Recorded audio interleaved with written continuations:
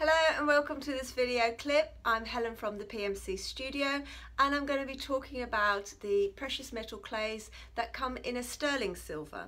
Now originally we always used to having the silver clays in a fine silver, and people wanted the sterling just because it felt stronger. It has this tiny amount of copper in it. So there's two types that we have. We've got the normal PMC Sterling, the original one, and the PMC Onefire Sterling. So they look very, very similar, and the thing to look out for is the little red blob that's on the packet. To be honest, the difference between the two is that this one, the original one, has to be fired in a two-step firing program. So firstly, you burn off the binder at a lower temperature, and then basically you refire it again at a higher temperature in carbon in a pan.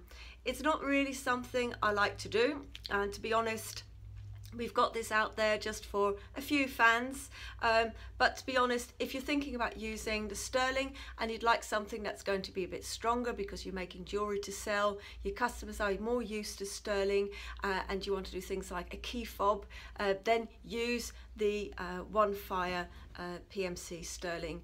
That really is a one-step firing program. It cannot be fired with a torch, neither can the other, to be honest.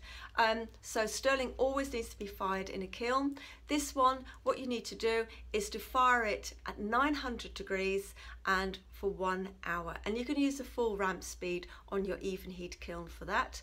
If you're going to want to have something that is not going to bend very much, the small fat pieces as such, can be fired at 870 for 900, and that will give you a less scratch resistant surface as such. So that's very good for keepsake charms and things that are going to be small.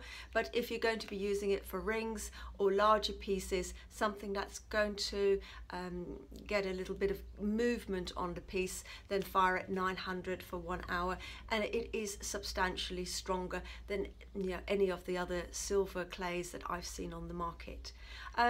So yes, I would say that the Onefire and the PMC Flex I consider to be the last generation of the PMCs. They are just way ahead of anything else. I never thought Mitsubishi could do it, but they did, and I've even given up my favorite PMC3 and I've switched to Flex, and I also find the Onefire really, really good for making something that's strong.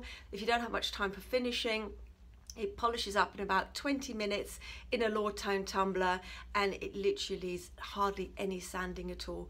But obviously the Onefire is great for if you're just making pieces that are going to be silver on their own. If you're not going to put in anything like glass or ceramics or natural gemstones, in that case use the PMC Flex.